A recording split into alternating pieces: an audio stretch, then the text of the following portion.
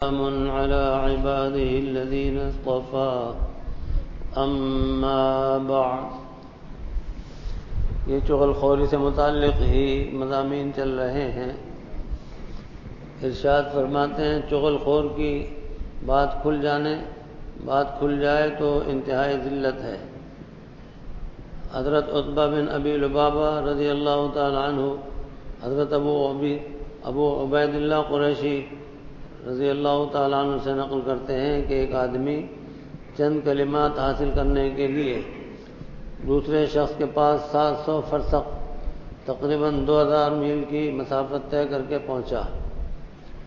اور کہنے لگا کہ میں تیرے پاس وہ علم حاصل کرنے کو حاضر ہوا ہوں جو اللہ تعالیٰ نے تجھے عطا فرمایا ہے۔ مجھے آسمان کے متعلق بتائیے اور اس چیز کے متعلق جو اس سے بھی بوجھل ہے، زمین کے متعلق اور جو چیز اس سے بھی طویل اور عریض ہے، پتھر کے متعلق اور جو چیز اس سے بھی سخت ہے، آگ کے متعلق اور جو چیز اس سے بھی زیادہ گرم ہے، زمہریر کے متعلق اور جو چیز اس سے بھی زیادہ ٹھنڈی ہے، اور سمندر کے متعلق اور جو چیز اس سے بھی گہری ہے، اور یتیم کے متعلق اور جو اس سے بھی زیادہ کمزور ہے، اور بعض روایات میں ہے کہ زہر کے متعلق اور جو چیز اس سے بھی زیادہ مہلک ہے۔ وہ شخص جواب میں کہنے لگا کہ کسی بے گناہ پر تہمت لگانا، کسی بے گناہ پر بہتان باندھنا آسمان سے بھی زیادہ بوجھل ہے، اور حق اور سچ زمین سے زیادہ وسیع ہے، اور قناعت والا دل سمندر سے زیادہ گہرا ہے، اور حرص کسی جسم کے لیے آگ سے بھی زیادہ گرم ہے، اور کسی رشتہ دار کی طرف محتاج ہونا جبکہ اس میں کامیابی بھی نہ ہو زمہریر سے زیادہ ٹھنڈا ہے، اور کافر کا دل پتھر سے زیادہ سخت ہے، اور چغل خور کی بات جب لوگوں میں کھل جائے تو وہ یتیم سے بھی زیادہ ذلیل ہو جاتا ہے، اور چغلی زہر سے بھی زیادہ مہلک ہے۔ پوچھنے والے نے بھی کیا زبردست سوالات کیے اور بتانے والوں نے بھی کیا زبردست جوابات دیے۔ سمجھنے کی ضرورت ہے اور ذہن میں رکھنے کی ضرورت ہے۔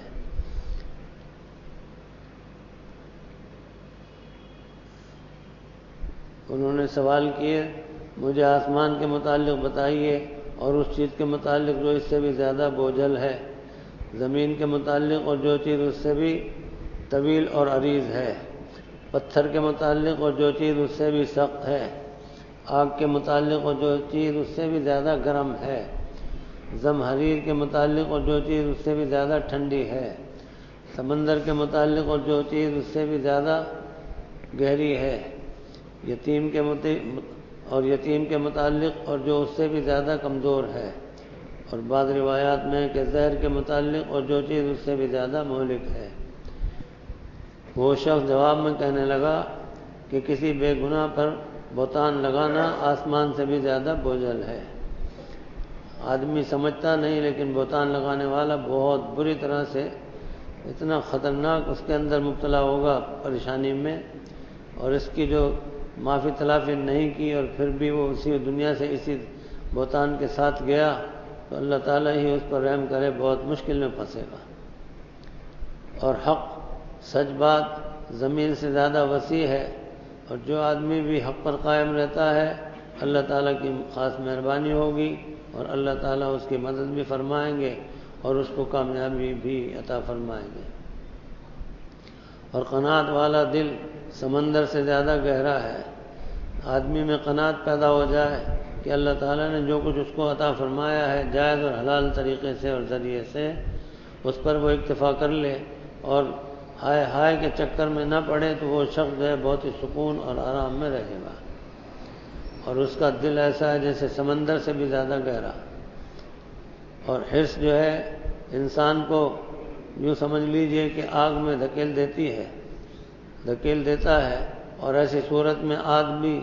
حرص کی وجہ سے ہائے کرتا ہے اور اس کی ہائے جو ہے وہ پوری نہیں ہوتی۔ دوسری جگہ حضور اکرم صلی اللہ تعالیٰ علیہ وسلم نے ارشاد فرمایا ہے کہ اولاد آدم کو اگر اللہ تعالیٰ 2 وادیاں سونے کی دے دے بھری ہوئی تو وہ تیسری کی بھی تمنا کرے گا، اور آگے آپ نے فرمایا کہ اس کا پیٹ تو صرف مٹی ہی بھرے گی۔ یہ حالت آدمی کی اس وقت تک رہتی ہے جب تک کہ وہ کسی بھی اللہ والے سے وابستہ ہو کر اپنے دل کی حالت کو اچھا نہیں کراتا۔ دل کی حالت جب اچھی ہوگی تو ایسی صورت میں پھر اس کو ہائے ہائے نہ رہے گی، اور ایسی صورت میں پھر وہ اللہ تعالیٰ کو یاد رکھے گا، اپنے اللہ کے دیے ہوئے پر خوش رہے گا اور اسی میں وہ مست مگن رہے گا۔ دونوں طرح کے لوگ دنیا میں ہر زمانے میں رہتے ہیں، قناعت اختیار کرنے والے بھی اور ہائے ہائے کرنے والے بھی۔ آپ اندازہ کیجئے کہ وادی جو ہے وہ دو پہاڑوں کے بیچ کا حصہ ہوتا ہے، کتنا وسیع اور عریض ہوگا کہ اس میں اگر سونا بھر دیا جائے تو اللہ جانے کتنی نسلیں جو ہے نا وہ کھاتی پیتی رہیں، لیکن اس کو دو مل جائیں تو اس کے بعد وہ تیسری کی بھی تمنا کرے گا کہ مجھے یہ بھی مل جائے۔ جیسا کہ آج کل آپ اخباروں میں پڑھ رہے ہیں، حالات سن رہے ہیں کہ زندگی پر اتنا زیادہ بھروسہ کیا اور اقتدار پر کہ اب دنیا سے جانے کا سامان ہوا تو پتہ چلا کہ اتنی دولت جمع کی کہ الامان والحفیظ، اور اپنے کام بھی آنے کا کوئی سامان نظر نہیں آتا۔ تو اس طرح سے اس سے پہلے بھی بڑے بڑے ایسے لوگ گزرے ہیں جنہوں نے ہائے ہائے کی اور دولت کو جمع کیا، لیکن وہ دولت ان کے کچھ کام نہ آئی۔ بغداد کے خلیفہ کے متعلق ہے کہ جب چنگیز خان نے ان پر حملہ کیا اور ان کو پکڑ لیا تو ان کے سامنے ہیرے جواہرات تشت میں رکھ کے پیش کیے گئے کہ ان کو کھاؤ، اور اس کے بعد پھر ان سے کہا گیا کہ یہی وہ ہیرے جواہرات ہیں کہ جو تمہارے کام نہیں آئے۔ تو بہرحال انسان اپنی تمنا دل میں اتنی لمبی چوڑی رکھتا ہے، دنیا سے جانے والے بھی اتنے بتیرے گئے ہیں کہ جن کی تواریخ بہت موجود ہیں۔ خود قرآن پاک میں اللہ پاک نے کتنے لوگوں کا تذکرہ فرمایا ہے۔ سکندر ذوالقرنین تو اتنا بڑا بادشاہ مشہور ہوا جس نے مشرق مغرب شمال جنوب وغیرہ کو فتح کیا، اور اس کی سلطنت بہت وسیع ترین تھی، لیکن اس کے متعلق ہے کہ سکندر جب گیا دنیا سے دونوں ہاتھ خالی تھے، اور اس نے جانے کے وقت کہہ دیا تھا میرے ہاتھ کفن سے یوں نکال دینا، دیکھنے والے دیکھ لیں کہ میں خالی ہاتھ جا رہا ہوں۔ تو بہرحال اس دنیا میں رہنے والا کوئی بھی نہیں، جتنے لوگ بھی آئے انہوں نے جو بھی اپنے لیے جمع کیا وہ سب یہیں چھوڑ گئے، اور اللہ کے پیارے نبی حضرت جناب نبی کریم صلی اللہ تعالیٰ علیہ وسلم کا ارشاد گرامی ہے، حلال طریقے سے آدمی نے کمایا، جو کچھ کھا لیا پہن لیا وہ ختم ہو گیا، اور آگے کے لیے جو اس نے بھیج دیا وہ باقی رہا، اور جو اس کے علاوہ رکھا وہ سارا جو ہے وارثوں کا حق ہو گیا۔ اب یہ آپ اندازہ کیجئے کہ کتنے واقعات تو ایسے ہوتے ہیں۔ خود قارون کا قرآن کریم میں ذکر ہے 20ویں پارے میں، جس کے لیے اللہ پاک نے فرمایا کہ قارون بھی اور اس کے خزانے بھی ہم نے زمین میں دھسا دیے۔ قارون کو اچھے لوگوں نے اس وقت یہ کہا تھا کہ بھائی تمہیں اللہ پاک نے اتنے خزانے دیے ہیں کہ جن کی چابیاں اونٹوں پر لگتی ہیں، اور کتنے ظاہر ہے کہ جن کی چابیاں اتنی وزنی ہوں اور اتنی بڑی بڑی ہوں تو ان کے خزانوں کا کیا عالم ہوگا۔ اس پر اس نے کیا کہہ دیا تھا متکبرانہ انداز سے، لوگوں نے کہا کہ اللہ نے جو دیا اس میں سے خرچ کرو کچھ، تو کہنے لگا کہ اللہ نے کیا دیا ہے، قال انما اوتیتہ علی علم عندی، یہ میری ہنرمندی اور علم کی وجہ سے مجھے یہ سب کچھ ملا ہے۔ اللہ پاک کو غصہ آیا، اللہ پاک نے فرمایا کہ جب یہ تجھے تیرے ہنر اور عقل مندی اور علم کی وجہ سے ملا ہے تو بھی جا اور تیرے خزانے بھی جائیں۔ زمین کو حکم فرما دیا اور وہ زمین میں دھنسا، اس کے خزانے بھی زمین میں دھنس گئے، اور اس طرح سے وہ کسی طرح بھی اس کے کام نہ آئے۔ اسی طرح شداد جو ہے اس کا بھی اللہ پاک نے اس کو اتنی دولت دی اور وہ اللہ تعالیٰ کا ایسا باقی ہو گیا کہ اللہ تعالیٰ کی جنت کے مقابلے میں اس نے جنت بنائی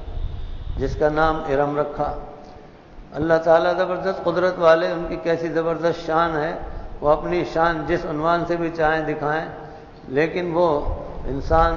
دھوکہ کھا جاتا ہے جو دنیا کا ہو جائے اور شیطان کے نرغے میں آ جائے تو وہ یہ بھول جاتا ہے کہ مجھے کسی اور نے پیدا کیا ہے اور وہ پیدا کرنے والی ذات کوئی اور ہے۔ جب وہ بھول گیا تو اس نے اللہ کی جنت کے مقابلے میں ارم جنت بنائی اور اس میں کتنے قیمتی قیمتی پتھر، کتنے قیمتی قیمتی مسالے لگائے۔ لکھنے والوں نے لکھا ہے کہ اگر اس کا تھوڑا سا حصہ بھی ہمارے آپ کے زمانے میں ہوتا اور ملتا اور اس کی قیمت لگائی جاتی تو کتنے ملکوں کو فائدہ پہنچتا اور کتنا زبردست جو ہے انقلاب آ جاتا کہ حالات اچھے ہو جاتے۔ لیکن اللہ پاک قادر مطلق نے بھی حضرت ملک الموت کو فرما دیا تھا کہ جب اس کی جنت مکمل ہو جائے اور یہ اندر جا کر دیکھنے کا ارادہ کرے، اس کا دروازے میں ایک قدم اندر ہو اور ایک باہر ہو تو اس کی روح کھینچ لینا۔ آپ اندازہ کیجئے کہ اتنے ارمانوں سے جنت بنائی، اس نے مدتوں میں محنت کرائی، سب کچھ کیا، لیکن اللہ کی شان دیکھیے کہ اس کے دل میں حسرت باقی رکھی کہ اس کو دیکھنا نصیب نہیں ہوا۔ ہمارے دور میں بھی آپ اور ہم دیکھتے ہیں کتنے مشاہدات ہیں کہ آدمی کتنے کتنے پاپڑ بیلتا ہے، کیسے کیسے چکر چلاتا ہے، منصوبے بناتا ہے، کتنی دولت جمع کرتا ہے، لیکن کام نہیں آتی بالکل بھی۔ تو بہرحال حقیقت یہی ہے کہ آدمی اللہ تعالیٰ کو جب بھول جاتا ہے تو وہ قناعت نہیں، حرص میں مبتلا ہو جاتا ہے۔ حضور سرور کونین رسول مقبول صلی اللہ تعالیٰ علیہ وسلم اور سارے پیغمبروں کی تعلیم قناعت پسندی ہے، یعنی حلال طریقے سے اللہ پاک جو عطا فرمائے اس کو اختیار کر لے اور اس میں ہائے ہائے نہ کرے۔ دنیا کے اندر آدمی رہتے رہتے بہت اچھے اچھے لوگ بھی گزرے ہیں اور بڑے اچھے اچھے کام بھی انجام دیے ہیں، اور ایسے دولت والے بھی اور بادشاہت والے بھی اور خزانے والے بھی لوگ گزرے ہیں کہ جن کو اللہ پاک نے دیا، اس میں آزمائش ہوئی ان کی اور وہ کامیاب نہیں ہوئے اور وہ ان کے لیے وبال جان بن گیا۔ حضور اکرم صلی اللہ تعالیٰ علیہ وسلم نے ان لوگوں کے لیے کتنی خطرناک وعیدیں بیان فرمائی ہیں جو اللہ تعالیٰ کی نافرمانی کرتے ہیں اور اس طرح سے اس مال کو جمع کرتے رہتے ہیں اور اس میں سے اللہ کی راہ میں زکوٰۃ نہیں نکالتے۔ جانور رکھنے والوں کے لیے فرمایا کہ وہ جانور ان کے لیے وبال بن جائیں گے، مال جو ہے وہ ان کے لیے وبال بن جائے گا، گلے میں توق بنا کر ان کو ڈال کر توق کو اور جہنم میں پھینکا جائے گا۔ غرض کہ اس طرح سے اللہ تعالیٰ کی نافرمانیاں کرنے والے اس دنیا میں عیش کر لیں، مزے اڑا لیں، لیکن آخرت میں برزخ میں بڑے مسائل اور بہت ہی مشکلات کا مسئلہ ہوگا اور آدمی وہاں چیخے گا، پکارے گا، جو بھی کچھ ہوگا، لیکن کوئی سننے والا بھی نہیں ہوگا، داد فریاد نہیں ہوگی کوئی۔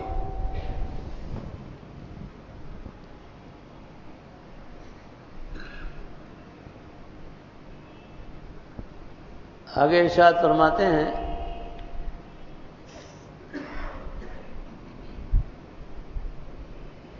کہ آدمی جو ہے وہ حرص کسی جسم کے لیے آگ سے بھی زیادہ گرم ہے اور کسی رشتہ دار کی طرف محتاج ہونا جبکہ اس میں کامیابی بھی نہ ہو زمہریر سے زیادہ ٹھنڈا ہے۔ آدمی کسی ایسے آدمی کی طرف متوجہ ہو کہ جہاں سے امید نہیں تو ایسی صورت میں پھر وہ آدمی ذلیل اور خوار ہی ہو کر رہ جاتا ہے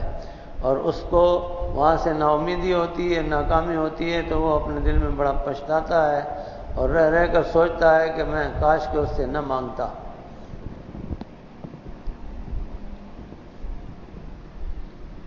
آگے ارشاد فرمایا ہے اور کافر کا دل پتھر سے بھی زیادہ سخت ہے۔ پتھروں کے لیے بھی اللہ پاک نے اپنے کلام پاک میں پہلے پارے میں فرما دیا آدھے کے پہلے کہ مختلف قسم کے پتھر ہیں۔ بعض پتھر تو ایسے ہیں کہ جن پر اللہ پاک کا ذکر ہو تو وہ پاش پاش ہو جاتے ہیں، بہت سے ایسے پتھر ہیں جو رونے لگ جاتے ہیں جن سے چشمے جاری ہو جاتے ہیں، اور بہت سے پتھر وہ ہیں کہ جو بالکل پتھر خالص پتھر ہیں کہ وہ کسی کے بھی کام نہیں آتے اور بہت ہی زیادہ سخت تر۔ اسی طرح سے انسان کے دل، ان میں بھی مختلف قسم کے دل ہیں۔ انسان کا دل جو کافر ہیں ان کا دل بہت ہی زیادہ سخت ترین ہے۔ حضور اکرم صلی اللہ تعالیٰ علیہ وسلم کے زمانے میں ایسے بھی بہت سے واقعات رونما ہوئے، من جملہ ان کے ایسے واقعات ہوئے کہ جس میں حضرت سید الشہداء حضرت امیر حمزہ رضی اللہ تعالیٰ عنہ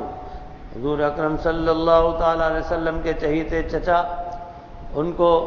حضرت وحشی نے کہ جب وہ اسلام نہیں لائے تھے تو حضرت ہندہ کے کہنے پر شہید بھی کیا اور آپ کا سینہ چاک کیا اور آپ کا کلیجہ نکال کر دیا اور انہوں نے غصے کے اندر چبایا۔ ایمان لانے کے بعد پھر بہت ہی پچھتاتے تھے اور افسوس کرتے تھے کہ ہائے افسوس میں ایسی حماقت نہ کرتا۔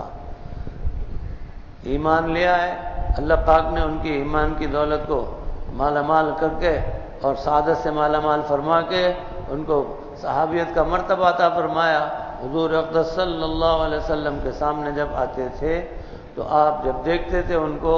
ان پر نظر پڑتی تھی تو اپنے چچا یاد آ جاتے تھے۔ ایک مرتبہ آپ نے فرمایا کہ اے وحشی، کیا ہی اچھا ہو کہ تو میری نظروں سے دور ہو جائے، کیونکہ مجھے خطرہ ہے کہ اگر میرے دل میں تیری طرف سے ذرا بھی خرابی آ جائے گی تو تیرا ایمان جاتا رہے گا، کیونکہ جب میں تجھے دیکھتا ہوں میرے چچا یاد آ جاتے ہیں۔ تو باہر کہ وہاں سے پھر وہ چلے گئے تھے اور پھر وہ وقت آیا کہ جب حضرت صدیق اکبر رضی اللہ تعالیٰ عنہ کے زمانے میں مسیلمہ کذاب کا فتنہ کھڑا ہوا، جھوٹے نبی کا، اور اس میں حضرت صدیق اکبر رضی اللہ تعالیٰ عنہ نے مجاہدین کو وہاں بھیجا سرکوبی کے لیے اور اس کے کام تمام کرنے کے لیے۔ تو اس میں حضرت وحشی بھی وہ تھے شریک، اور انہوں نے ہی اس کا شیطان کا جو ہے کام انجام دیا، اس کی گردن کاٹی اور نیزے پر لگائی اور دکھایا کہ اللہ تعالیٰ کی مہربانی ہو گئی، جس مالک نے مجھ نالائق سے پہلے جو حماقت ہوئی تھی اس کے تدارک کا سامان فرما دیا، کہ ایک کام کفر میں ایسا کیا تھا کہ رہتی دنیا تک تذکرہ ہوگا، اور ایک کام اللہ پاک نے ایمان لانے کے بعد کرایا کہ رہتی دنیا تک اس کا تذکرہ ہوگا، اور اللہ پاک نے مجھے اس پر خلو فرما دیا۔ تو بہرحال ایسے بہت سے واقعات ہوتے رہے۔ اسی میں اللہ پاک نے جب اپنی قدرت کا نمونہ دکھانا چاہا، ایک صحابی تھے حضور اکرم صلی اللہ علیہ وسلم کے، ان کے دشمن انہوں نے کوشش کی کہ آپ سے ان کو لے جائیں اور لے جانے کے بعد آگے لے جا کر آپ کو دھوکے سے قتل کر دیں۔ تو باہر کے اس طرح سے وہ لے گئے، حضور اکرم صلی اللہ تعالیٰ علیہ وسلم سے بڑی خوشامد کی ان لوگوں نے۔ آپ نے 4-5 آدمیوں کو ساتھ بھیج دیا، اور اللہ تعالیٰ کی شان ہے کہ وحی کے ذریعے سے بھی اللہ پاک نے نہیں بتایا کہ ان کو دھوکے سے لے جا رہے ہیں۔ یہاں یہ بات سمجھ میں آتی ہے کہ جب اللہ پاک چاہتے ہیں تو اطلاع ہو جاتی ہے، اور جب اللہ پاک نہیں چاہتے تو پتہ نہیں چلتا۔ باہر کے ان ہستیوں کو لے گئے وہاں سے، اور دور لے جانے کے بعد ان کے آدمی وہاں چھپے ہوئے تھے، ان کو گھیرے میں لے لیا، اور اس طرح سے جو ساتھی تھے ان سب کو شہید کیا۔ اور یہ بھی جو تھے انہوں نے کہا یا اللہ میری لاش پر ان کو قابو نہ دیجیے، وہ بھی مقابلہ کرتے ہوئے شہید ہوئے۔ اور اس طرح سے اللہ پاک کی شان ہے کہ اللہ پاک نے ان کے جسم کی حفاظت کے لیے شہد کی مکھیاں ان پر مقرر فرما دی۔ جتنے بھی کفار آئے ہوئے تھے انہوں نے کہا کہ کوئی بات نہیں، ابھی رات ہو جائے گی تو مکھیاں اڑ جائیں گی، تو پھر ہم ان کی لاش کو لے جائیں گے اور دلی مراد پوری کرائیں گے، اپنا انعام لیں گے۔ بارہ کے اس کے بعد شام جب ہوئی تو اللہ پاک نے ایسی خطرناک بارش برسا دی کہ اس کے بعد وہ اپنی جان بچا کر بھاگے، اور بھاگنے کے بعد پھر جو بارش تھمی انہوں نے ہر طرف اپنے آدمی دوڑا دیے، لیکن اللہ تعالیٰ کی زبردست قدرت ہے کہ وہ صحابی نہیں ملے۔ تو بار کیف حق سبحانہ و تعالیٰ قادر مطلق کی زبردست شان ہے۔ حضرات صحابہ کرام رضوان اللہ علیہ مجمعین میں بڑے بڑے واقعات ہوئے ہیں، اور اللہ تعالیٰ کی زبردست قدرت نظر آتی ہے۔ ایک صحابی حضور اکرم صلی اللہ تعالیٰ علیہ وسلم کے بہت مشہور حضرت حنظلہ رضی اللہ تعالیٰ عنہ، آپ جہاد میں تشریف لے گئے، غسل کی حاجت تھی، اور مشیت الہی کے وہیں آپ نے جام شہادت نوش فرمایا۔ درمیان میں اتنا وقت نہیں ملا تھا کہ غسل کر لیتے، اور اسی حالت میں شہادت ہو گئی آپ کی۔ اللہ تعالیٰ نے ان کے غسل کا فرشتوں کے ذریعے سے انتظام فرمایا۔ حضور اکرم صلی اللہ تعالیٰ علیہ وسلم نے اور حضرات صحابہ کرام رضوان اللہ علیہ مجمعین سب نے دیکھا کہ ان کو باقاعدہ غسل دیا اور ان کے جسم سے پانی ٹپک رہا تھا، اسی لیے ان کا نام ہو گیا، لقب ہو گیا غسیل الملائکہ، فرشتوں کے غسل دیے ہوئے۔ تو اللہ کی شان ہے۔ اسی طرح سے ایک صحابی جن کا آپ اس سے پہلے کئی بار تذکرہ سن چکے کہ حضور اکرم صلی اللہ تعالیٰ علیہ وسلم تبوک تشریف لے گئے تھے غزوے کے لیے، وہاں آپ کا قیام تھا کہ اسی اثنا میں ایک صحابی ان کا انتقال مدینہ منورہ میں ہوا، اور اللہ تعالیٰ کا حکم ہوا حضرت جبریل امین علیہ السلام کو کہ 70,000 فرشتوں کو لے کر آپ ان کی لاش کو تبوک لے کر جائیں اور حضور اکرم صلی اللہ تعالیٰ علیہ وسلم سے اور صحابہ کرام سے ان کا جنازہ پڑھوائیں، اور اس کے بعد پھر ان کو واپس مدینہ منورہ لے آئیں اور جنت البقیع میں ان کو آرام کرنے کا موقع کر دے دیں۔ اللہ تعالیٰ کی کیسی زبردست شان ہے، کہاں مدینہ شریف، کہاں تبوک، لیکن جب اللہ پاک چاہیں تو ایسے حکم ہو جاتا ہے، کرم ہو جاتا ہے۔ حضور اکرم صلی اللہ تعالیٰ علیہ وسلم نے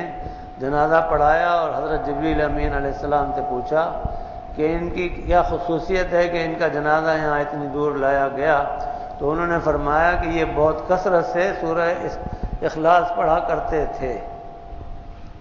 اللہ کی شان دیکھیے، تو اسی پر میں بھی عرض بھی کرتا رہتا ہوں اور اپنے آپ کو بھی اس کا پابند بنائے رکھتا ہوں کہ سورہ اخلاص کی بہت کثرت جاری رکھیں، اللہ پاک اس کی برکت سے ہمارے آپ کے کام بنائے۔ تو بارکیف حضور اکرم صلی اللہ تعالیٰ علیہ وسلم کے صحابہ کرام رضوان اللہ علیہ مجمعین میں بہت عجیب و غریب واقعات بھی رونما ہوئے، لیکن چونکہ ان ہستیوں کا حضور اکرم صلی اللہ تعالیٰ علیہ وسلم سے براہ راست تعلق تھا اور تربیت براہ راست ہوتی تھی، اس لیے ایسی تمام ہستیاں نہایت اخلاص کے ساتھ آپ کی خدمت اقدس میں رہتی تھی، آپ کی ایک ایک ادا اور ایک ایک سنت پر مر مٹتے تھے۔ اسی طرح سے عجائب و غرائب میں سے اللہ کی شان ہے کہ ایک ایسا موقع تھا کہ لوگوں کو جمع کرنے کے سلسلے میں مشورہ ہوا کہ کیا کریں، تو آپس میں طے ہو رہا تھا کہ کوئی اعلان کیا جائے، کچھ بجا دیا جائے، نقارہ بجا دیا جائے، کیا کیا جائے۔ بات طے نہ ہوئی اور محفل ختم ہو گئی۔ رات کو اللہ کی شان ہے کہ ایک صحابی ان کو اللہ پاک نے دکھایا، انسانی صورت میں ایک فرشتے ایک بگل لے کر جا رہے تھے، اور بالکل بعینی یہی خواب جو ہے حضرت عمر فاروق رضی اللہ تعالیٰ عنہ نے بھی دیکھا۔ وہ صحابی جو تھے انہوں نے آ کر حضور اکرم صلی اللہ تعالیٰ علیہ وسلم کو بتایا۔ وہ آدمی جو جا رہے تھے بگل لے کر ان سے یہ ملے اور کہا کہ بھئی یہ بگل تم ہمیں دے دو، بڑی مہربانی ہوگی آپ کی۔ انہوں نے کہا کیا کریں گے آپ؟ کہا کہ اس سے ہم بگل بجا کر اپنے ساتھیوں کو نماز کے لیے جمع کیا کریں گے۔ انہوں نے کہا میں اس سے بھی اچھی بات نہ بتاؤں، اس سے بھی اچھے کلمات نہ بتاؤں، تو انہوں نے یہ کلمات بتائے، اور حضور اکرم صلی اللہ تعالیٰ علیہ وسلم نے جب سنا تو فرمایا کہ بلال کو ساتھ لے لو، اور بلال کی آواز چونکہ اونچی ہے اس لیے ان کو یہ کلمات بتاتے جاؤ اور وہ اذان دیتے جائیں۔ جب یہ کلمات حضرت عمر فاروق رضی اللہ تعالیٰ عنہ نے سنے تو وہ اپنا تہبند گھسیٹتے ہوئے آیا، کہا یا رسول اللہ یہ تو خواب میں نے بھی دیکھا تھا۔ اللہ پاک نے کس عنوان سے اذان عطا فرمائی، کس عنوان سے اقامت عطا فرمائی، جس میں حضور اکرم صلی اللہ تعالیٰ علیہ وسلم میں اور میرے ماں باپ آپ پر قربان، آپ کے لیے جو اللہ پاک نے اپنے کلام پاک میں فرمایا ہے وَرَفَعْنَا لَكَ ذِكْرَكَ، کہ اللہ پاک نے اپنے ذکر کے ساتھ میں حضور اکرم صلی اللہ تعالیٰ علیہ وسلم کا ذکر مبارک بھی رکھا۔ جہاں اشہد ان لا الہ الا اللہ ہے تو وہیں اشہد ان محمد رسول اللہ بھی ہے۔ اس طرح سے اللہ پاک نے آپ کی شان بلند فرمائی، آپ کا ذکر مبارک بلند فرمایا، تو غرض کہ اللہ تعالیٰ نے اس عنوان سے دکھایا حضور اکرم صلی اللہ تعالیٰ علیہ وسلم کی اس پر مہر لگی ہوئی ہے تصدیق کی، اور اس کی بنا پر پھر یہ سنت ہوئی۔ حضرت بلال حبشی رضی اللہ تعالیٰ عنہ، سارے حضرات صحابہ کرام رضوان اللہ علیہ مجمعین بڑے مؤدب تھے۔ صبح جب آپ کے در دولت پر جایا کرتے تھے تو وہاں آپ کا نام نہیں لیتے تھے، کچھ اور نہیں کہتے تھے کہ یا رسول اللہ باہر آ جائیے نماز کا وقت ہو گیا، بلکہ وہاں جایا کرتے تھے تو کھڑے ہو کر وہاں کہا کرتے تھے الصلاۃ خیر من النوم۔ حضور اکرم صلی اللہ تعالیٰ علیہ وسلم نے چند بار سنا، پھر فرمایا کہ اے بلال ان کلمات کو اذان میں، فجر کی اذان میں حی علی الفلاح کے بعد رکھ لو، تو مرتبہ کہا کرو۔ تو بار کیف اس طرح سے اذان اور اقامت اللہ تعالیٰ نے ہمارے آپ کے لیے شعار دین بنایا ہے۔ اللہ تعالیٰ زبردست قدرت والے اور کریم مطلق ہیں کہ ان کا نام جہاں بلند ہوتا ہے، آسمانوں میں، زمینوں میں، پہاڑوں میں، دریاؤں میں، جنگلوں میں، آبادیوں میں، وہیں حضور اکرم صلی اللہ تعالیٰ علیہ وسلم کا نام بھی بلند ہوتا ہے۔ یہ اللہ تعالیٰ کی کیسی زبردست شان ہے۔ مسلمانوں کو اللہ پاک نے ایسے ایسے اچھے اچھے عنوانات سے عبادتوں کے حکم دیے ہیں۔ دوسرے مذہبوں کے اندر آپ دیکھیے کہ ان میں صرف خرافات کا معاملہ ہے، اور اس میں کوئی بھی اچھائی نہیں، صداقت نہیں، اور کوئی وزن نہیں۔ جتنے بھی باطل مذاہب ہیں ان کے آپ دیکھیں کہ کیا صورتیں ہیں، کیا حالتیں ہیں۔ اللہ تعالیٰ نے اسلام پاکیزہ مذہب عطا فرمایا، اور اللہ پاک ہی نے یہ سارے احکام عطا فرمائے۔ تو بار کہہ بتانے کا مقصد یہ ہے کہ حضور اکرم صلی اللہ تعالیٰ علیہ وسلم کے حضرات صحابہ کرام رضوان اللہ علیہم اجمعین بڑے مؤدب اور بہت ہی چوکس تھے۔ ایک موقع پر حضور اکرم صلی اللہ تعالیٰ علیہ وسلم نے حضرات صحابہ کرام رضوان اللہ علیہم اجمعین کو جمع کیا اور ان سے پوچھا کہ تم بتاؤ کہ اگر کسی کام کے لیے میں تمہیں کہوں تو کیا کرو گے تم؟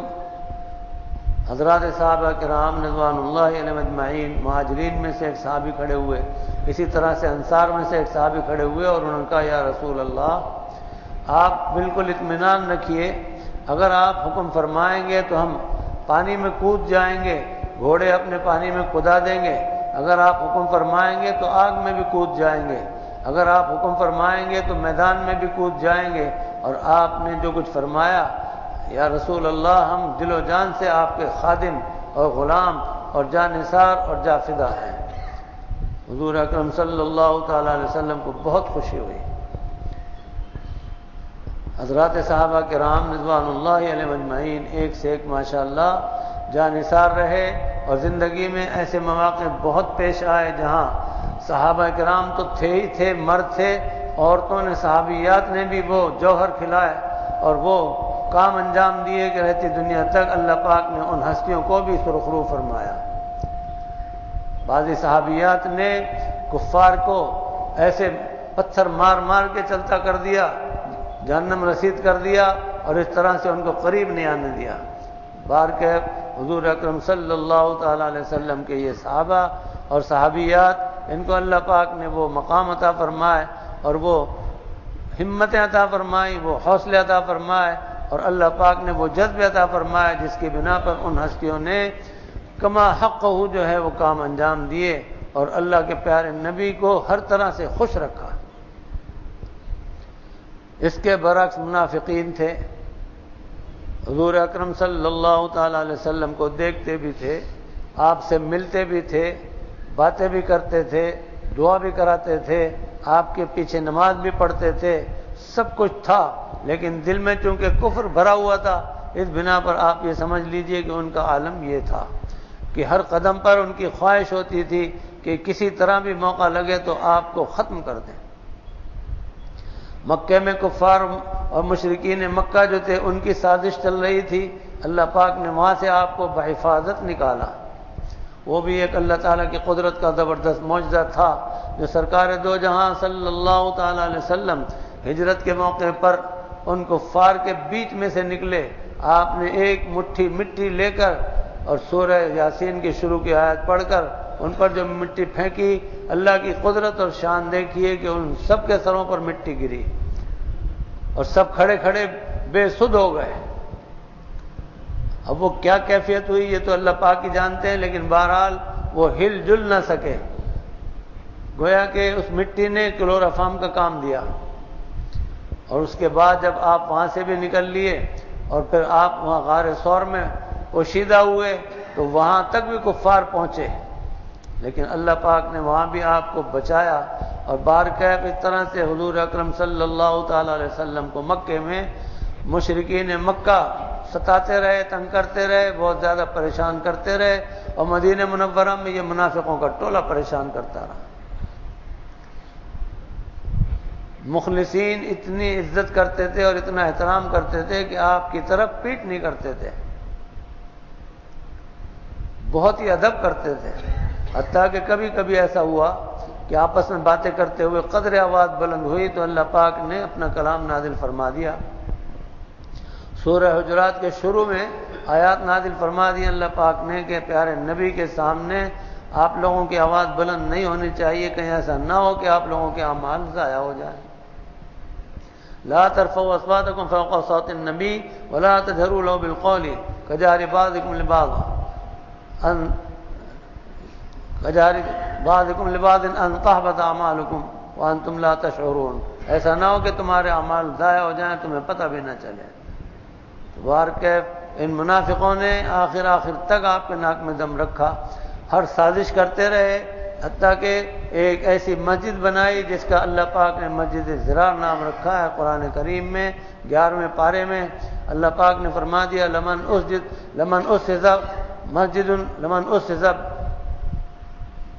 اسس علی التقوی من اول یوم احق ان تقوم فیہ، وہ مسجد بہترین مسجد ہے جس میں آپ نے روز اول سے دین پر اور تقوی کے اوپر بنیاد رکھی ہے، اور وہ مسجد ہے مسجد قباء، اسلام کی پہلی مسجد۔ اور اس کے ساتھ ہی فرمایا کہ اس مسجد کی طرف رخ بھی نہ کیجیے، آپ اس میں مت جائیے بالکل بھی، اور ادھر کا رخ نہ کیجیے۔ اللہ پاک نے فرمایا کہ وہ مسجد ضرار ہے۔ چنانچہ حضور اکرم صلی اللہ تعالی علیہ وسلم وہاں نہ گئے، ان لوگوں کی پلاننگ تھی کہ آپ کو وہاں بلا لیں، اس میں کچی اینٹیں رکھ کر بغیر مسالے کے دیواریں کھڑی کی اور آپ سے آ کر کہنے لگے یا رسول اللہ ایک مسجد قدرے دور ہم نے آسانی کی خاطر بنا لی ہے، آپ کی بڑی مہربانی ہوگی وہاں تشریف لے چلیں اور افتتاح فرما دیں۔ اللہ پاک نے یہ آیات نازل فرما دی اور ان کی برکت سے حضور اکرم صلی اللہ تعالی علیہ وسلم اور صحابہ کرام رضوان اللہ علیہم اجمعین نہ گئے۔ ہم نے بھی وہ جگہ دیکھی ہے کہ وہ کوڑی بنی ہے، اہل علاقہ میں آ کے اس میں کوڑا ڈالتے ہیں،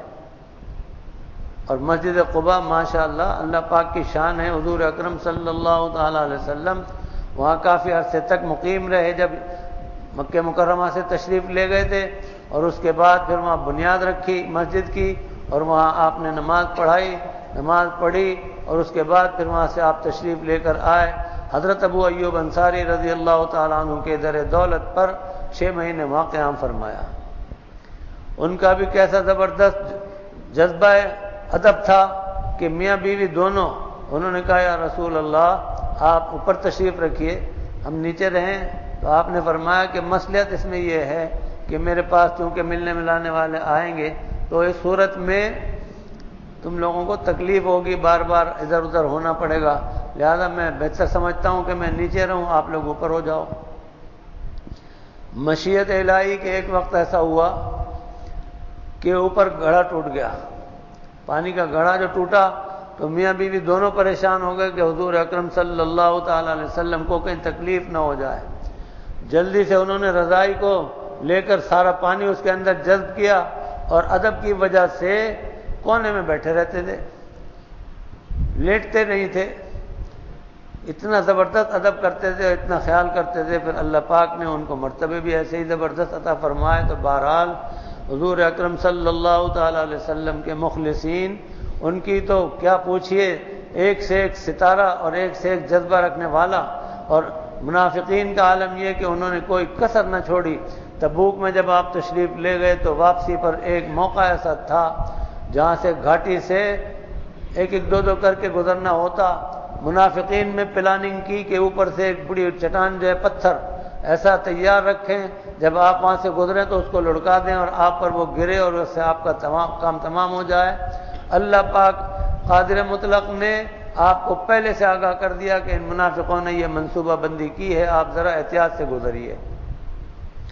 غرض کے منافقین کامیاب تو کسی بھی سازش میں نہ ہوئے، لیکن ان کی آخرت ایسی برباد ہوئی کہ دنیا تو ختم ہونی تھی۔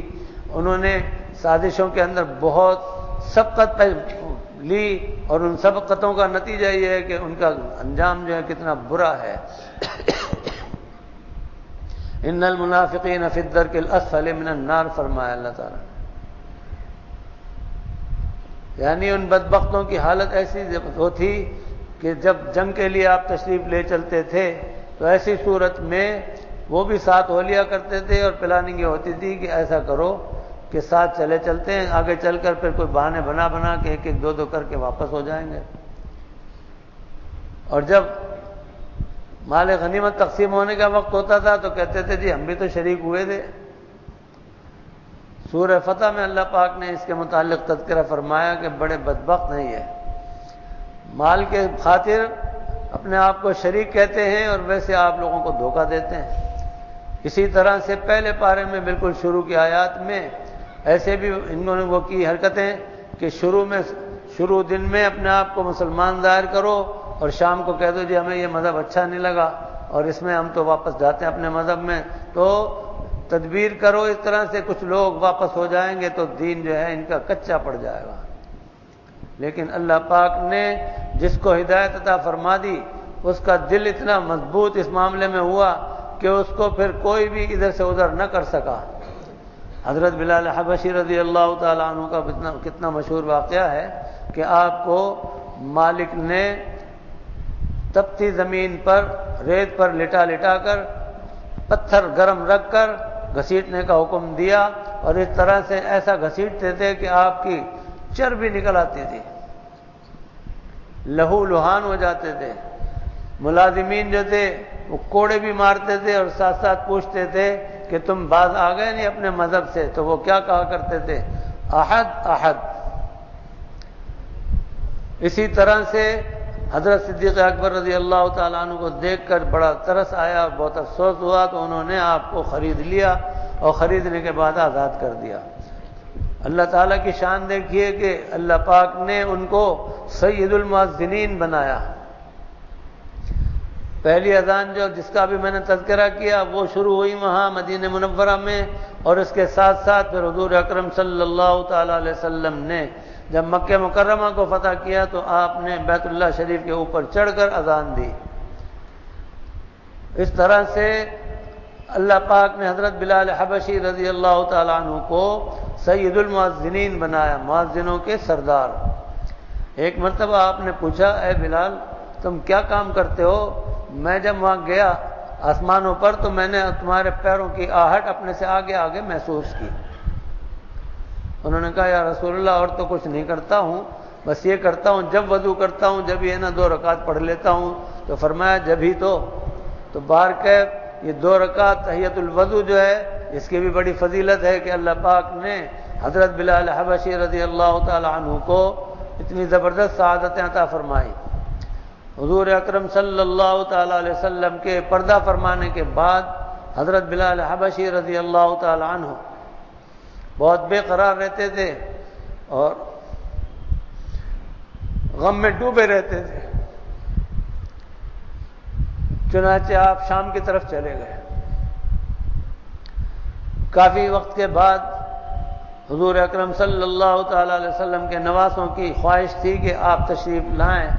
اور مدینہ منورہ میں ایک مرتبہ ہم لوگوں سے اور مل لیں۔ تو بار کیف جب وہ تشریف لائے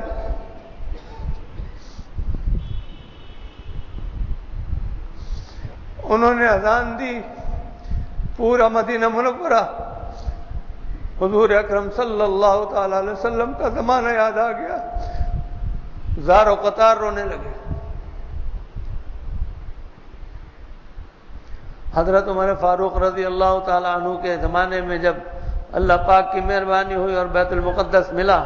تو اس وقت بھی حضرت بلال حبشی رضی اللہ تعالی عنہ نے اذان کا وہاں اہتمام فرمایا۔ تو بار کیف اللہ پاک نے اپنے ایسے لوگوں کو کہ جن کا ظاہر دیکھا جائے تو موٹے موٹے، رنگ کالا، لیکن اللہ تعالیٰ کے یہاں کتنے اجلے اور کتنے بلند مرتبے کے کہ اللہ پاک کے یہاں ان کے تقوی اور پرہیزگاری کی بنا پر بے حساب لوگ جو ہیں وہ اللہ کی رحمت سے مالا مال ہوئے۔ میرے محترم دوستو، بزرگوں، اللہ پاک ہمیں آپ کو بھی اچھی توفیق عطا فرمائے۔ اس دل کو درست کرنے کی ضرورت ہے۔ اس دل میں اللہ اور اس کے رسول کی محبت کو، ان حضرات ہستیوں کو جو صحابہ کرام ہیں یا صحابیات ہیں، اسی طرح سے ائمہ دین ہیں، محدثین، مفسرین وغیرہ، ان ہستیوں کے لیے اپنے دلوں میں اتنی محبت بھر لیں کہ ہماری یہ محبت جو ہے چھلکتی رہے۔ حضور اکرم صلی اللہ تعالی علیہ وسلم کا ایک ارشاد ہے، جس کسی نے میرے ولی کے ساتھ میں بغض و عناد کا معاملہ کیا، اللہ تعالیٰ اس سے اعلان جنگ کرتے ہیں۔ اور یہ تو حضور اکرم صلی اللہ تعالیٰ علیہ وسلم فرما کر گئے ہیں، اللہ اللہ فی اصحابی، اللہ سے ڈرو میرے صحابہ کے بارے میں، لا تتخذوہم غرضا من بعدی فمن احبہم فبحبی احبہم، میرے بعد ان کو نشانہ نہ بنانا، طعن و تشنیع نہ کرنا، جس نے ان سے محبت کی میری محبت کی وجہ سے، اور جس نے ان سے بغض رکھا میرے بغض کی وجہ سے، تو وہ برباد ہو جائے گا۔ تو فرمایا کہ اللہ اللہ فی اصحابی لا تتخذوہم غرضا من بعدی فمن احبہم فبحبی احبہم، جس نے ان سے محبت کی تو میری محبت کی وجہ سے ان سے محبت کی، اور جس نے ان سے بغض رکھا تو میرے بغض کی وجہ سے انہوں نے بغض رکھا۔ آپ نے بڑی زبردست طریقے سے وضاحت فرما دی، یہ وہ ہستیاں ہیں کہ ان کا کوئی ثانی نہیں ہے۔ اسی لیے اللہ کے پیارے نبی حضور اکرم صلی اللہ تعالی علیہ وسلم کو ایمان کی حالت میں دیکھنے والے حضرات، ایمان کی حالت میں دیکھا، ایک مرتبہ ہی دیکھا،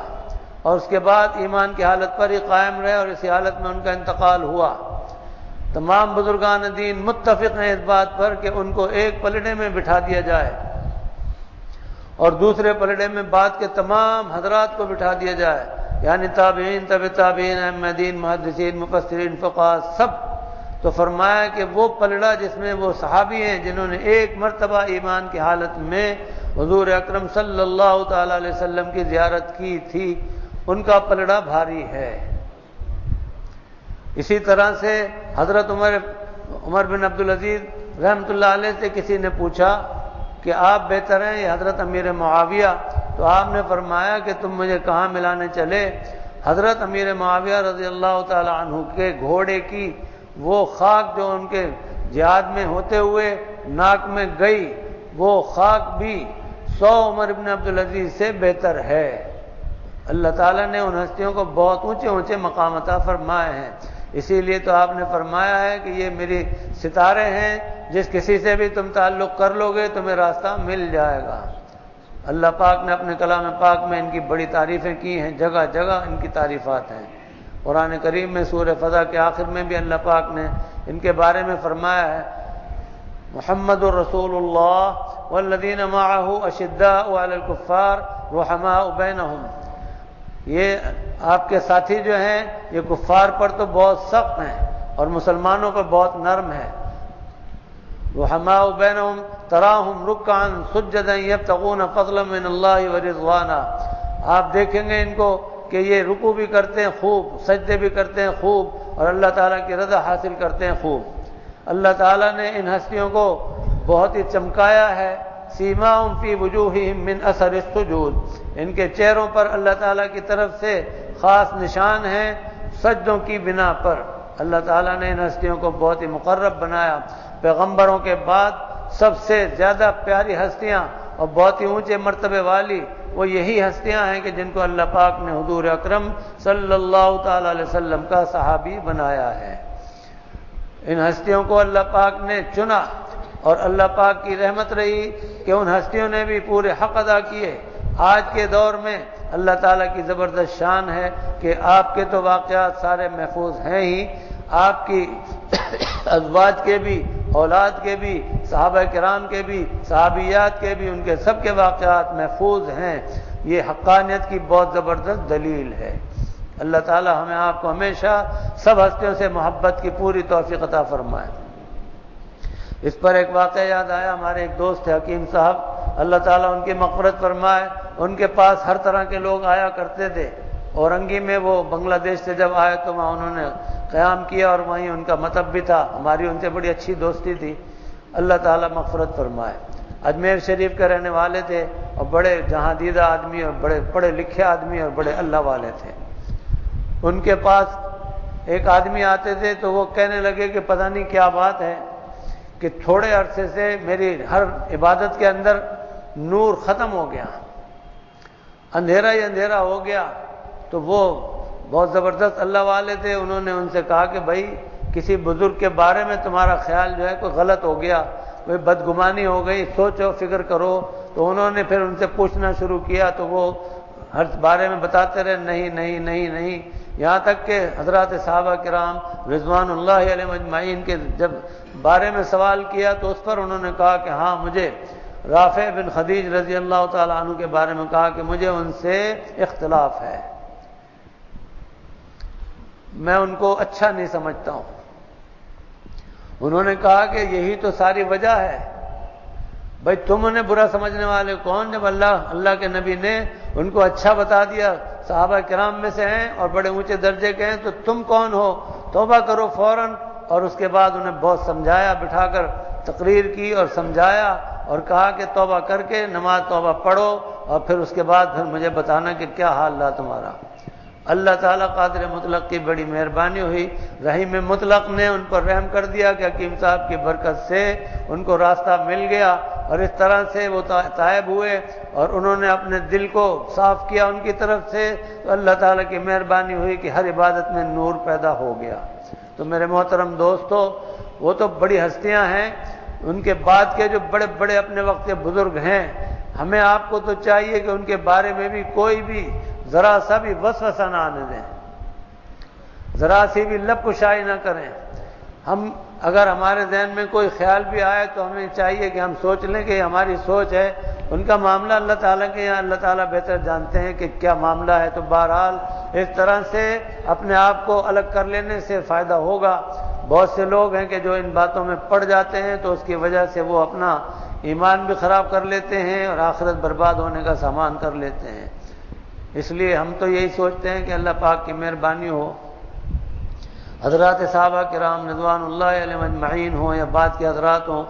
آپس کے معاملات ان کے وہ جانے اور ان کا کام۔ بہت سے بزرگوں سے جب اس بارے میں پوچھا گیا تو انہوں نے یہ فرمایا کہ بھائی قیامت میں ان کے بارے میں تم سے سوال نہیں ہوگا، تم سے تمہارے بارے میں سوال ہوگا، تم اپنی فکر کرو کہ تم اپنی فکر کرو کہ تمہارا کیا ہوگا۔ تو بہرحال یہ حقیقت ہے کہ آدمی اگر اپنی فکر رکھے گا تو دوسروں کی فکر سے وہ بے فکر رہے گا، اس کو فرصت نہیں ملے گی اس بات کے سوچنے کی، تو بہرکیف وہ عافیت میں رہے گا۔ اللہ تعالیٰ نے اپنے بندے پیدا کیے ہیں، مختلف مختلف معاملات ہیں۔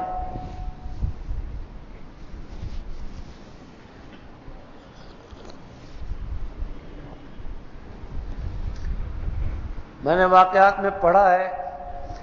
ہندوستان میں دہلی میں ایک خسرے تھے، لیکن اپنے وقت کے وہ بڑے آدمی تھے اور پوشیدہ رہتے تھے، سب کو دکھتا تھا کہ یہ خسرے ہیں۔ ایک موقع ایسا آیا کہ کال پڑنے لگا، بارش ہو گئی بند، بڑے پریشان ہوئے لوگ، تو کسی بزرگ نے کہا کہ بھئی وہ فلانا جو وہ ہے اس سے جا کر دعا کراؤ۔ تو آپ کو پتہ ہے کہ یہ تالیاں بجانے لگتے ہیں اور ایک خاص انداز سے ناچنے لگتے ہیں، تو وہ ناچنے لگے، کہنے لگے میاں میرے پاس کیا رکھا ہے، میں تو گانے بجانے والا آدمی ہوں۔ پھر لوگوں کو انہوں نے کہا تھا کہ تم ان کا پیچھا مت چھوڑنا۔ بہرحال وہ لپٹتے رہے، اس کے بعد جب لپٹے تو پھر وہ ان کو وہاں سے لے کر باہر گئے اور جا کے انہوں نے دعا شروع کی، اور اللہ پاک کی مہربانی ہوئی کہ بارش ایسی زبردست ہو گئی کہ جل تھل ہو گئے اور اپنا مکان پکڑنا ہر ایک کو مشکل ہو گیا۔ اب ہمیں آپ کو کیا پتا کہ کون کس حال میں ہے، اس لیے کبھی بھی کسی کے متعلق بھی بدگمان بھی نہ ہو۔ اللہ کے بندے ہیں، اللہ تعالیٰ کے معاملات ہیں۔ اسی طرح سے ہم جب طالب علم تھے تو ہمارے والد صاحب رحمۃ اللہ علیہ اللہ پاک کے فضل سے حج کو جایا کرتے تھے، تو اس زمانے میں کمشنری میں قرآن دادی ہوا کرتی تھی، تو ایک خسرے وہاں پر بھی آیا کرتے تھے، بھورے خاں کے نام سے تھے، اللہ تعالیٰ ان کی مغفرت کرے، اب تو شاید ہی دنیا میں ہو، اتنا زمانہ پرانی بات ہو گئی۔ تو بہرحال وہ اللہ کی شان ہے کہ ہر سال حج کو جایا کرتے تھے، بڑی لگن تھی ان کو اور بہت زبردست وہ تھا اللہ سے اور رسول سے تعلق۔ تو اس لیے آدمی کسی کے ظاہر کو دیکھ کر اس پر فتویٰ نہ دے اور اس کے ظاہر کو دیکھ کر اس پر طعن نہ کرے۔ اللہ تعالیٰ ہی کریم ہیں، ان کے معاملات بڑے مختلف ہیں۔ حضرت سلطان الہند حضرت نظام الدین اولیاء رحمۃ اللہ علیہ آپ کے پاس ایک مجذوب آئے اور آ کے انہوں نے کہا کہ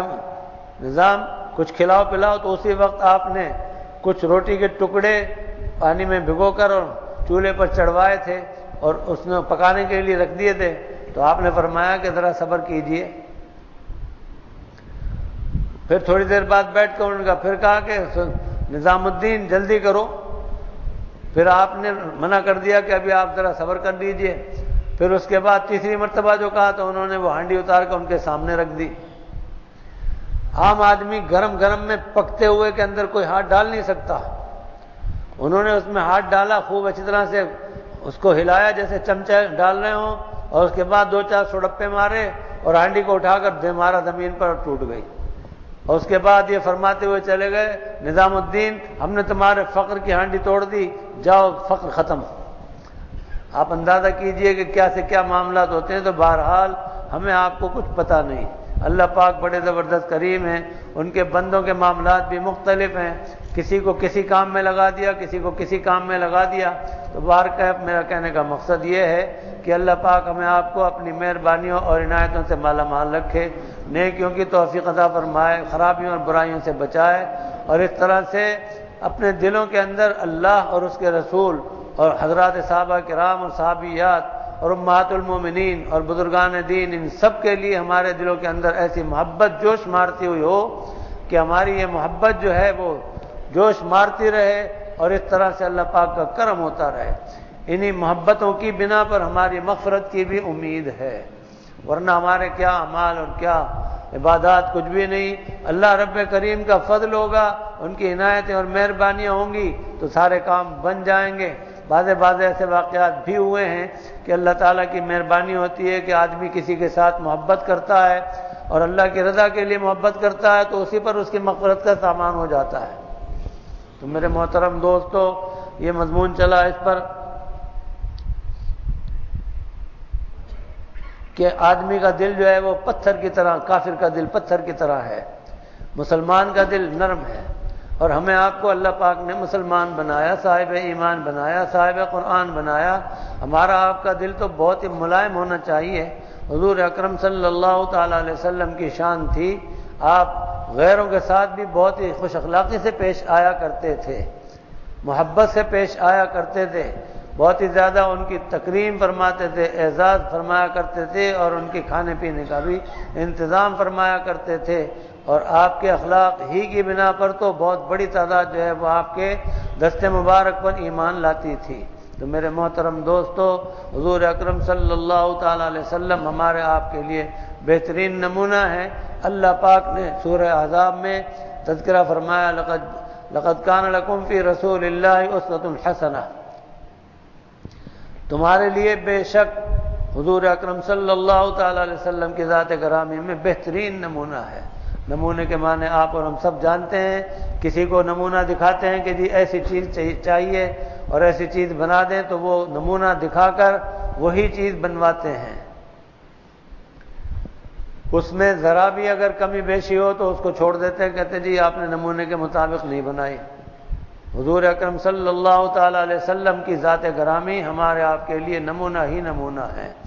سر سے پاؤں تک آپ نمونہ ہیں۔ آپ کی ایک ایک ادا اور ایک ایک سنت ہمارے آپ کے لیے نمونہ ہے بہترین۔ جو شخص بھی آپ کی ایک ایک ادا اور ایک ایک سنت کو زندہ کرتا ہے وہ آپ کا سچا اور پکا امتی ہے، اور آپ کا سچا اور پکا محب ہے، اور اللہ اس کی مہربانی فرماتے ہیں اس پر، اور اللہ کی مہربانیاں ہوتی ہیں، کرم کا معاملہ فرماتے ہیں۔ اللہ تعالیٰ میں آپ کو سب کو حضور اکرم صلی اللہ تعالی علیہ وسلم کی، سارے انبیاء کرام علیہ السلام کی، سارے حضرات صحابہ کرام کی، صحابیات کی، امہات المومنین کی، تمام بزرگان دین کی پوری طرح سے عزت اور احترام اور ادب کرنے کی توفیق عطا فرمائے۔ اللہ تعالیٰ ہی کا زبردست کرم ہے کہ جس نے ہمیں آپ کو یہ نعمتیں عطا فرمائی ہے بلا استحقاق۔ ظاہر ہے کہ بندے تو ان کے اور بھی بہت سارے ہیں جو اللہ تعالیٰ پناہ میں رکھے کہ اپنے دربار میں ان کو نہیں آنے دیتے، تو بہرحال یہ اللہ تعالیٰ کا کرم ہے، شکر ہے، احسان ہے، جس مالک نے ہمیں آپ کو نوازا ہے۔ ہم اللہ پاک سے دعا کرتے رہیں کہ اللہ پاک کی عنایتیں اور مہربانیاں ہوں۔ حضور اکرم صلی اللہ تعالی علیہ وسلم کے امتیوں میں ہر زمانے میں ایک سے ایک بڑے بڑے بزرگ بھی موجود رہتے ہیں۔ اللہ تعالیٰ ہمیں آپ کو سب کو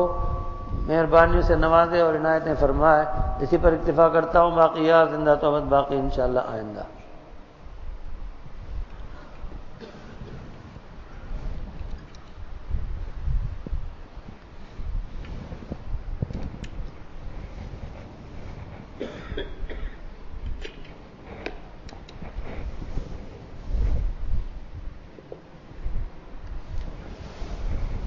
الحمد لله رب العالمين والعاقبة للمتقين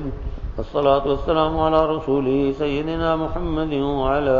آله وأصحابه أجمعين. اللهم أنت السلام ومنك السلام تبارك يا ذا الجلال والإكرام. اللهم أعنا على ذكرك وشكرك وحسن عبادتك. اللهم وفقنا لما تحب وترضى. ربنا آتنا في الدنيا حسنة وفي الآخرة حسنة وقنا عذاب النار. ربنا ظلمنا أنفسنا وإن لم تغفر لنا وترحمنا لنكونن من الخاسرين.